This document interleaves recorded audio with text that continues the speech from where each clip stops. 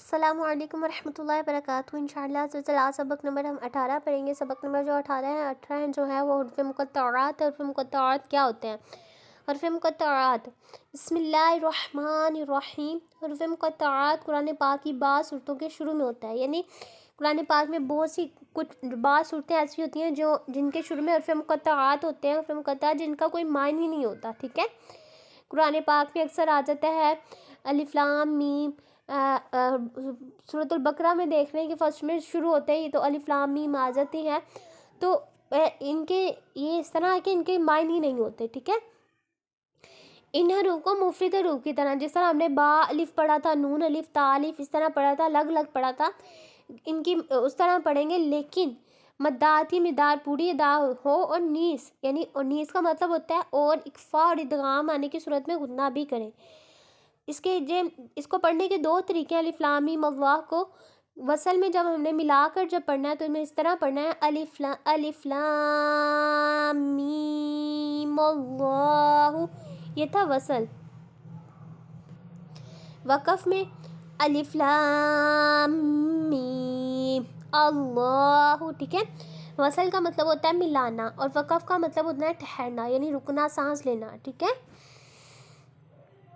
صاد، قاف، نون، ہم نے پیچھے پڑھا تھا نا مد، جس کے اوپر مد بنی ہے اس کو ہم نے 3 الف کے برابر لمبا کرنا ہے، تو ہم نے اس کو 3 الف ہی کے برابر لمبا کرنا ہے۔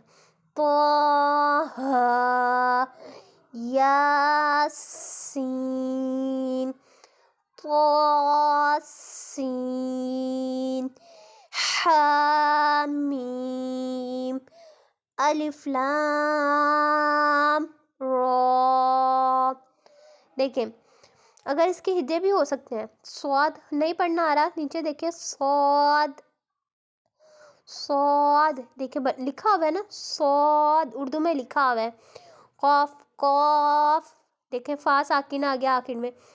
نون ادا کرتے ہوئے شروع میں بھی نون کی آواز، آخر میں بھی نون کی آواز، ٹھیک ہے۔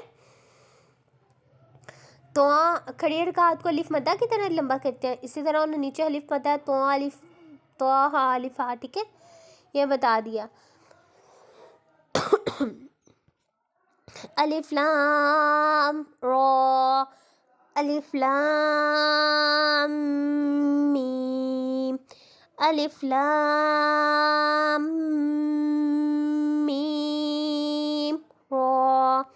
اب یہاں پر جو ہے ادغام شفیع کا قاعدہ ہو رہا ہے، دیکھیں نیچے میم ساکن ہے اور اس کے بعد دوسری میم آ گئی ہے، ٹھیک ہے، لام میم، ٹھیک ہے، دیکھیں نیچے دوسری میم آ گئی ہے، تو یہاں ادغام شفیع کا قاعدہ ہو رہا ہے اور غنہ بھی کرنا ہے، تو ہم نے اس میں ناک میں آواز لے کے جانی ہے، الف لام میم،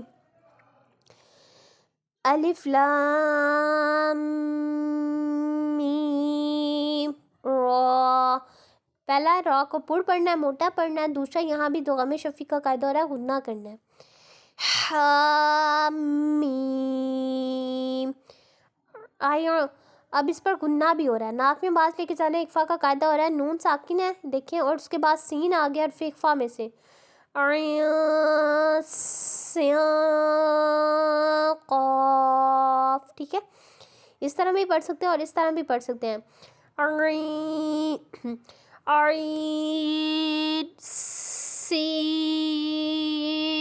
قاف، ناک میں آواز لے کے جانی ہے، ٹھیک ہے۔ اکفا کا قاعدہ ہو رہا ہے، نون ساکن کے بعد سین آ گیا ہے اور یہاں نون ساکن کے بعد قاف آ گیا، ٹھیک ہے۔ سین میم، یہاں ادغام کا قاعدہ ہو رہا ہے، نون ساکن کے بعد حروف یرملون میں سے میم آ گیا ہے، دوبارہ پڑھتے ہیں، سین میم، الف لام میم صاد۔ اچھا ان کو ادا کرتے ہوئے ان کے درمیان میں رکنا نہیں ہے، سانس نہیں لینا، ٹھیک ہے۔ اور یہاں بھی ہم نے ادغام شفیع کا ہی قاعدہ ہو رہا ہے، الف لام میم اللہ، یہاں ہم نے وقف کیا ہے نا، الف لام میم، اللہ کاف ہا یا عین صاد. نون ساکن کے بعد اکفا میں سے صاد آ گیا، اس لیے یہاں اکفا کا قاعدہ ہو رہا ہے.